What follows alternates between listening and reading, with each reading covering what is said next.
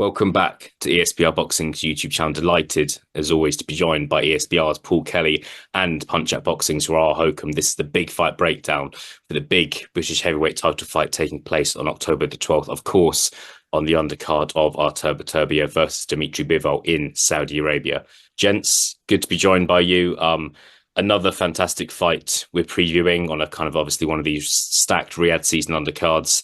And yeah, we're going to break it down and see what both of you have to say. Ra, I'll start with you. You're the guest here. We were sitting fairly near each other, as we always do, back in March in London at the O2 Arena to see what was possibly the best fight we're going to see in Britain this year, between Wardley and Clarke. Ended in a draw. Cast your mind back to March, Ra. I don't know if you can go back that far nowadays, but yeah, what were your memories of March 31st? I do need a memory jog these days, but yes, I can dig them up. Yeah, as you said, potentially fight of the year. Can't think of a heavyweight fight that's trumped that one. Um, there is a bit of proximity bias in the sense that when you're there ringside and you're absorbing the atmosphere, it does feel a lot better than, say, watching on TV. But I think most people watching it, whether at home on the screen or who were there at ringside, would agree was a hell of a classic heavyweight slugfest.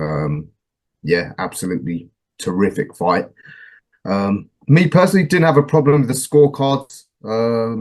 I don't normally formally score fights when I'm that engrossed in them, but at the final bell, my feeling was, well, this is just that close. And when they announced that it's going to be a split decision, I actually did in the back of my mind think this is probably a draw, and so it turned out to be. And I think it was a perfectly fair, if unsatisfactory result, if that makes sense.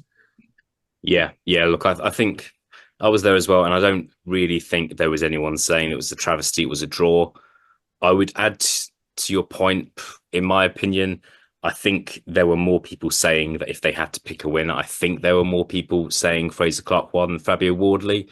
That was my memory of it. But we'll see. Look, it doesn't really matter now. It's been given a draw.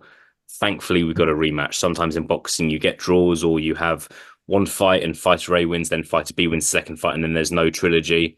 So it's kind of a closed chapter that shouldn't have finished early. But yeah, we're getting the rematch this time, and yeah, look, hopefully we actually get a winner this time. Paul, give us your memories of that fight. I know you were tuning in as well. Is there someone you thought won the fight when the final bell went? Because talk us through it. Yeah, thanks, mate. Can't really disagree with the both of you, to be quite honest. It's one of them where sometimes we get results in boxing and straight away you're screaming robbery. That was definitely not the case here. No matter what way, I think, some people would have thought Fabio Wardley won it. I did personally think Frazer Clarke had it by a round or two. I think we've discussed this actually quite recently, Elliot. And but it was one of them, as Ra said as well. I wasn't sitting there after the result had been read out saying, "Oh, boxing stinks. This is a terrible decision" or anything like that. That's not the case whatsoever. Again, if you were really, really pressing me for who I thought won the fight, I would have said Frazer Clarke.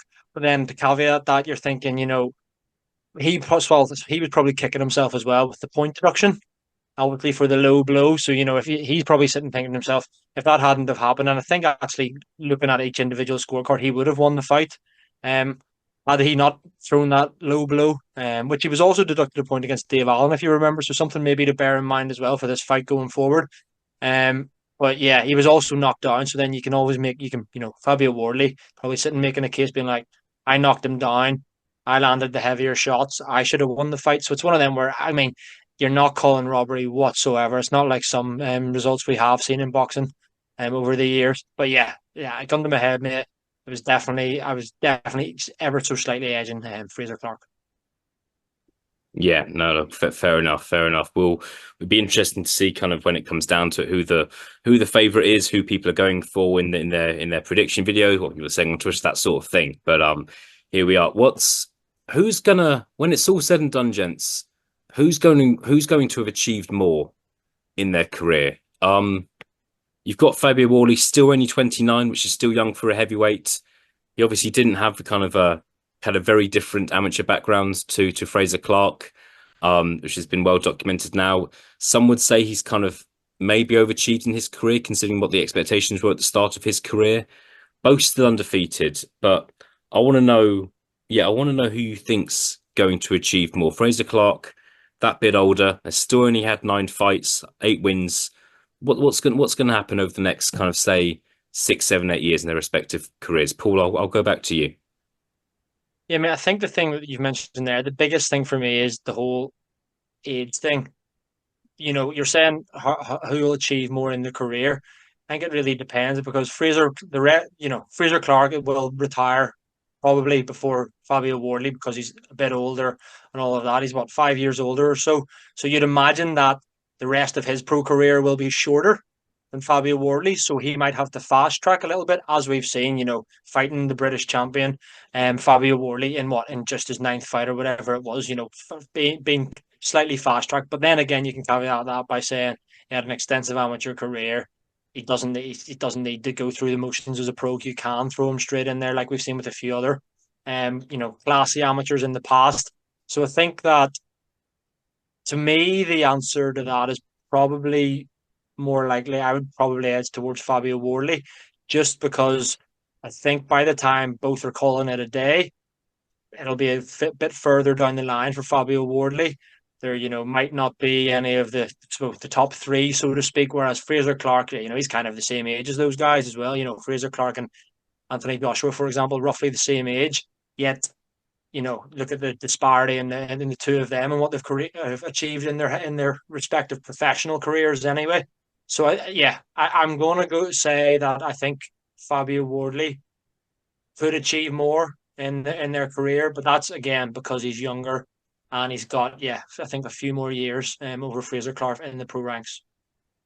No, fantastic. Ra, would you agree with what Paul said? Do you see Fabio Wardley achieving more in his career than Frazer Clarke does when it's all said and done?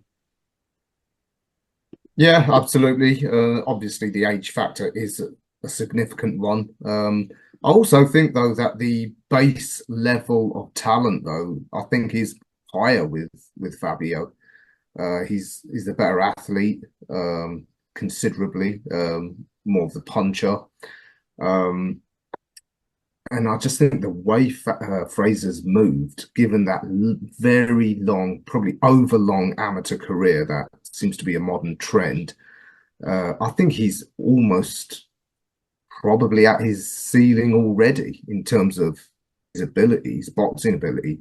Now, how much his mindset can sort of take him further up the levels, time will tell. But the fact that he's moved so slow, given that he had such a long amateur career, effectively Fabio was his first serious test. So he's moved slow, someone with his level of amateur experience, and considering how late he started, I just wonder whether that's either it's taken him longer to adjust to the pros, he struggled with it, or maybe his team just don't see in him the levels needed in the way, say, someone like Joe Joyce moved quickly. Never mind, otherworldly talents like Lomachenko and Usyk. So I do think Fabio, he looks like he's got quite the appetite to keep improving.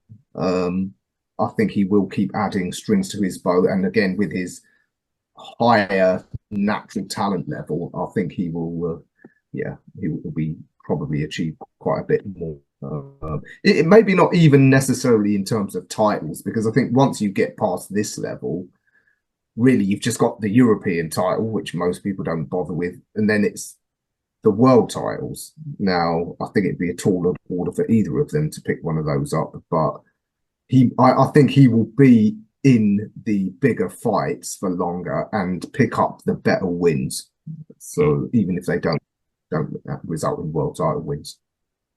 I do want to ask you about I do want to talk about titles with you, Ryan, just because I've said this so many times now in the last year or so. It just feels like we've got the best three heavyweights in the world. Most people would say are Usyk, Joshua, and Fury, and they're all of a certain age now. And there's a chance that maybe in 18 months, there's a possibility all of those guys could be retired.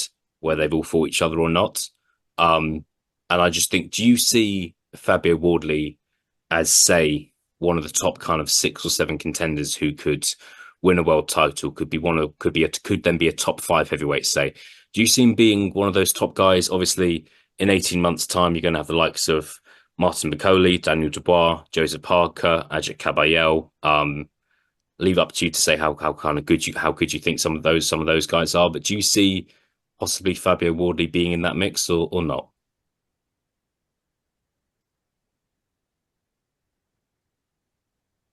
I think he'll be in the mix for sure.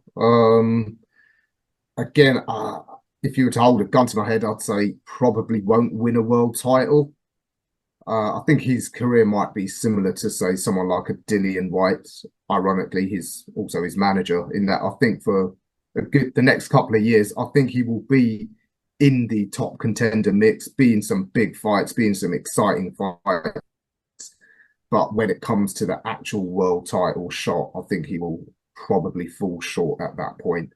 There's some great talents coming through. I mean, guys like Moses Itoma, you've got Jalalov, a couple of the guys from cruiserweight, the other guys coming up from the Olympics in the next few years. I think that they will have just a little bit more than him. But hey, it will still be a great career. Again, being amongst the top contenders for 3 or 4 years is still an exceptional achievement, especially from where he's come. Yeah, look, absolutely nothing to be ashamed of. Paul, what's your view on this? Do you think? Can you see Fabio Wardley winning a world title, fighting for a world title? How does he get on in this post Usyk Joshua Fury era? Yeah, echoing what Ral said, I think and what you said as well. There's that crop, those names that you mentioned, plus the likes of Atama coming through. Like, he looks like he's the real deal. So, say post Usyk, AJ, and Fury, you're thinking, despite only being 18 or 19, will Moses Atama get a fast track to a world title? Wouldn't put it past him because he looks like he has the ability to do so. Like, and then it's all a matter of opponent for me. I think Fabio Wardley could certainly fight for a world title. Again, like Raz said, whether or not he wins it, I don't know. Right now I would probably say no. But then again, it's old cliche and I hate using it, but we always do it. It's heavyweight boxing. Like it is the one division in the sport where you could be getting polaxed for 6 rounds and land a big shot and just ice your opponent out of there. Not saying that'll happen, but I do believe that Fabio Wardley will fight for a world title. Right now, I have my reservations as to whether he would win it. And similarly, kind of with Frazer Clarke again, without kind of giving predictions away for this rematch in Saudi in October, if he's going to fight for, we don't know. Right now, I would say he won't win a world title. But again, could I see him fighting for one? Most definitely. Yeah, we'll see. Look, it's going to be a very interesting period in the heavyweight mix. I think it'd be interesting to see if we kind of other Brits emerge in the next 2 to 3 years and look like they're genuine contenders as well. All right, gents, we'll finish off with some predictions. I'll let the two of you go first. Fabio Wardley was a favourite in the first fight. He's a favourite in this fight as well, according to the bookmakers. The odds are a lot shorter, but I'll leave it at that. Ra, I'll go back to you.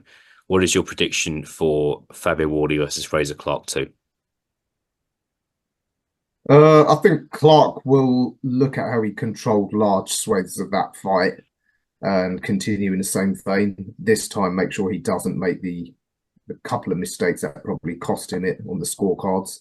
I think he'll, again, fiddle his way to a fairly close points decision, but I don't think it'll be controversial. I think, yeah, I'm going to go with the Frazer Clarke points decision. Fairly close. Maybe it's something like a 7-5 or an 8-4 at best. And it could turn out that will be one of the best wins of his career. Can you see another draw happening? Is that possible in your mind? Yeah, I think it is possible. Yeah. You never know. 2 draws in a row, maybe. Paul, what are you going for? Wardley or Clarke? I narrowly went for Clarke in the first fight, and haven't seen them box for 36 minutes. I'm sticking to what I originally thought for the first fight.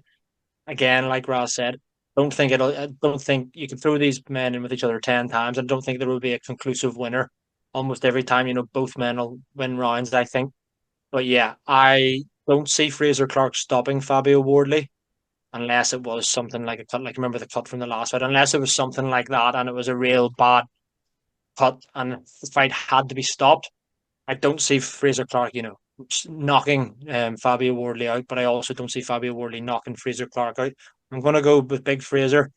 Again, something similar to what Ross said, a 115, 113, or something like that would not surprise me at all. So yeah, narrowly going with Big Frazer. Yeah, fantastic. All right, I'll end the video in a disagreement. I am backing Fabio Wardley to win this fight. Could be a stoppage, could be stop. Look, I just think he shows he can hurt Frazer Clarke. Fabio Wardley stopped nearly everyone he's been in with. Could be a points victory. But yeah, I'm going forward. I think he will be able to make the most adjustments as well. I think Ra touched on earlier in terms of him being bigger puncher, the more of an athlete, and I think that will see him through. But I think it's the sort of loss where Frazer Clarke will be able to come back from rebuilds and and still be a force at heavyweight. That's my opinion. So yeah, two to Frazer Clarke, one to Fabio Wardley, and we will end things there before things kick off. Ra, Paul, good to be joined by both of you. If you have enjoyed this video, please do subscribe to the channel if you haven't done so already. Leave a comment with your prediction of the fight. Gents, I'll speak to both of you soon, okay? Take care.